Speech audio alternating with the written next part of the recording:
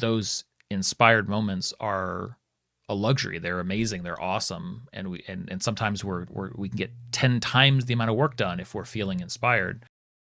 But also, if you're not feeling inspired, still got to work, still got to do the work, still got to do the job. Whatever opens it up as they start to look at those things, all that they're basically, it's like a menu. They get to sort of decide like, well, that sounds interesting, that sounds interesting. And then once they start off in that direction, guys, that's what travel is for. Travel is going to take them at least a session. If they're going a long distance, it might take 2 sessions. And coming up with fun obstacles and encounters for travel in that direction is going to give you a couple of weeks to figure out what that town is like or what that adventure arc is like when they get there. Why do I draw things on dot grids? It's not like I used the proportions. Well, the trick with yeah, I drew them.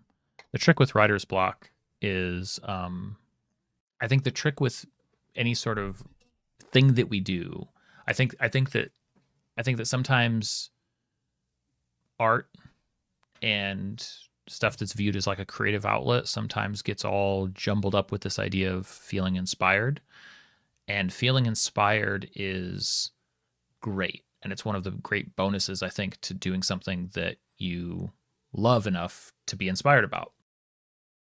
But it's also a luxury. And I think it can really twist people's expectations of what it means to be creative. By that, I mean, people think, well, great artists, people who create stuff, they must be inspired all the time. I don't feel inspired, therefore I must not be a good artist or creative person. When really, like, those inspired moments are a luxury. They're amazing. They're awesome. And sometimes we can get 10 times the amount of work done if we're feeling inspired. But also, if you're not feeling inspired, still got to work, still got to do the work, still got to do the job. So I think what can be really helpful is to try to find ways to generate ideas, to create something even when you don't feel like it, because generally speaking, that's going to be most of the time. One of my favorite approaches personally to this is an answer both to kind of that creative inspiration thing, as well as like writer's block. So I hate the typical brainstorming, the typical way that people do brainstorming. But that video that's going to come up in a second, hopefully, there's a short. I think it's less than a minute.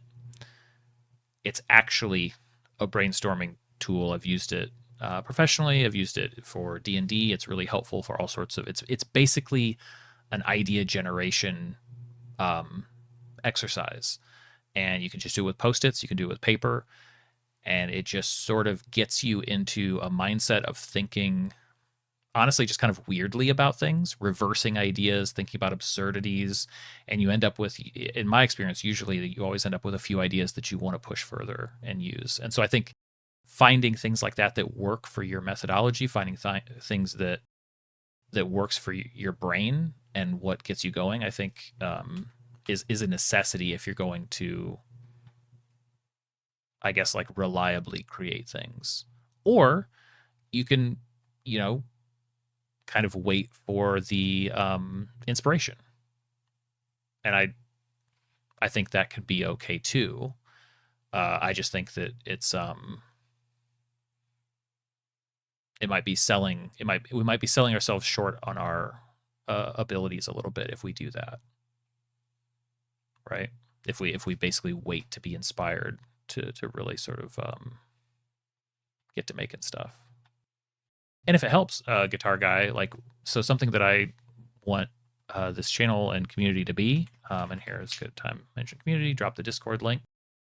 My goal is for this channel, the Discord, to be a place where kind of that active group brainstorming can happen, where you don't have to kind of toil away on your own, but you can come and in stream here. We do a lot of it. If you have something in your campaign that you're toiling around with, you can throw it out in the chat. Usually I have time to dig into it with you.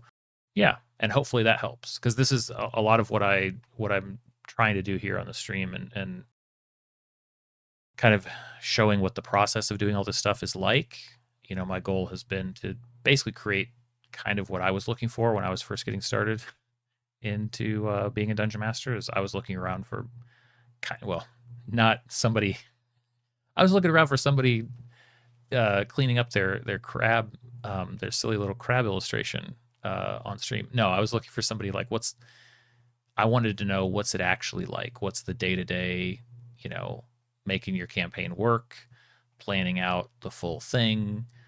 How do you deal with all of the unexpected stuff? Like, that's what I wanted to see. So hopefully people feel like they get that from the channel. Well, JJ, those are you're talking about the dark arts, and we're all very aware of them. You could call it railroading. I might prefer a term like a quantum ogre, right? If I put an ogre in the dungeon and I give players 6 different routes through that dungeon, but I know wherever they go, the quantum ogre is there and not there at the same time. I could conjure this ogre up anywhere. Yeah, it's the dark practices. We've all done them. It's no judgment. It's fine. But being aware of them and conscious of them, like what you're saying, just shows that, like, okay, so what could we do instead, right? What might be a better approach, and there are better approaches. It's just, some stuff's a lot of work, which is fair. I think it's an entirely unhelpful term. I get it. I understand why people use it, but it's time for us all to pick up some new vocab words. Luke, if your story only has one narrative path, that's fine. If it has 50, that's a lot of work. Give players too much choice, and they'll sit around with no idea what to do. Fair. 50 would probably always be too many, unless you have 50 cities on your map and whatever. But it all depends. Like, as long as the story is kept open-ended, like you have vague ideas. Like, here's what I mean. So, arguably, I don't know how many cities are in my currently populated world, but let's just say there's like 10 or 12. So if I zoom in, my one campaign started here at Outpost 4. So I spent time figuring out what's at Outpost 4. At one point, they were traveling down to this Hollow Moor. It's like a swamp town that was besieged by. Nearby in the swamp was a black dragon. I started to populate Hollow Moor. They decided it was too risky, too scary. They turned around. They went back to Outpost 4. I stopped populating and determining what was in Hollow Moor. They've been to Varboldir, which is a mining town, dwarven community. I can tell you all sorts of stuff about that. They've been to Fitton, where it's got a child mayor, basically, or a teenage mayor that's a real jerk. I can tell you about that. They never went to Ridgemont. I don't know that much about Ridgemont. Never spent time figuring that out. They went to Fort Viridian. I can tell you all sorts of stuff about Fort Viridian. They haven't been to Refuge. Couldn't tell you a thing about Refuge. They've never been to Tyran. Don't know anything about Tyran. So, in a sense, like, you can build all of these options and give hooks and quests and all sorts of things, and then just wait to populate them until the party engages with them. Like, in that way, you take like the one story option that's fully fleshed out, you've got everything, and that's what you want to do, which, by the way, I think is probably totally fine most of the time. Or 50 different story options. Well, it doesn't matter as long as you're still prepping the one they choose. You could give them 150 story options, and then you start working on it once they make their decision. Yeah, JJ, I imagine. Hey, Soulkeeper, what'd you miss? We're just talking about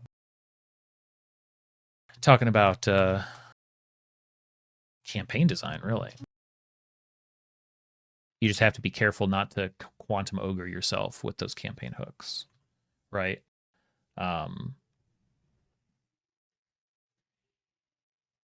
Oh, yeah, I agree, Construct. Every time you get a chance to iterate on your own work is really, really powerful. You just have to be willing to, not be emotionally tied to what you did before.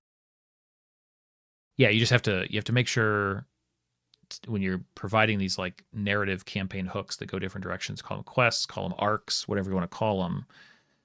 You just want to make sure that they're distinct ideas that excite you and that you're not forcing it.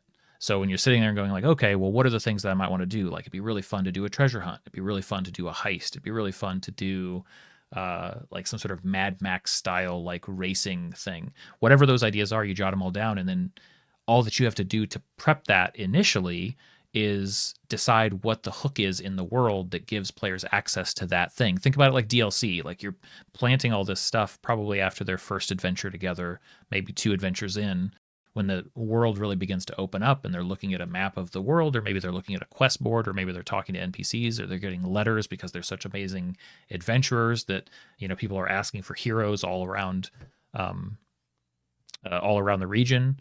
Whatever opens it up as they start to look at those things, all that they're basically, it's like a menu. They get to sort of decide like, well, that sounds interesting. That sounds interesting. And then once they start off in that direction, guys, that's what travel is for. Travel is going to take them at least a session. If they're going a long distance, it might take 2 sessions.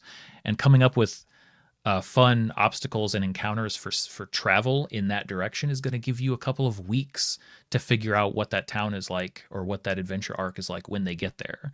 And now all of a sudden you get to kind of let your party decide and see what they engage with. And when they read that quest, when they read that letter, they see that thing on the notice board and they lock in on, like, you mentioned hobgoblins, and that's what they lock in on, and you're like, man, I don't even think they would care about that. But if that's what they're interested in, now you can prep the stuff that they seem excited about. And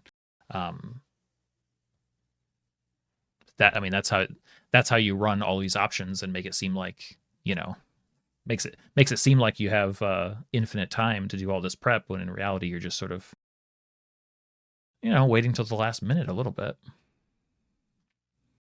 Luke, you've almost never had it work for me that way. At the end of a session, everyone's tired and cranky. By next session, they've forgotten just about everything they plan to do. That can be tough.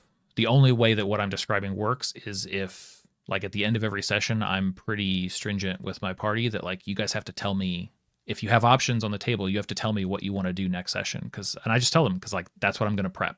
And if you guys don't tell me, I don't have that to prep. And that means that I'll probably still prep something, but it's not going to move the story forward the way it could if you'd made a decision. Like, I might think of some cool stuff that could happen, but if they go, wait, I thought we were going to, like, ride off into the swamp, it's like, okay, if that's what you guys are deciding, because you were picking north, south, east, west, I didn't know which way you were going, so we've got something happening here in town, and if that's your decision, that's what we'll do next session, right? So it's a way of, like, as dungeon masters, one of the few things we can fully control is the flow of time. And if the players are making decisions and they're motivated, you can say, okay, great, so you guys took a couple days of downtime, and then off we go to the thing that you said you want to do.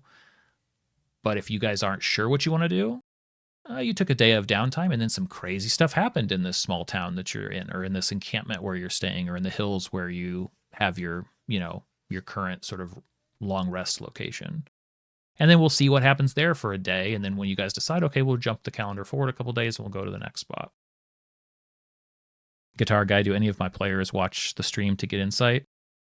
They could. I honestly think they'd be pretty bored doing that, but yeah, obviously they could if they want to. I'd tell them not to, but Soul Keeper could be somebody from my game. I wouldn't know it.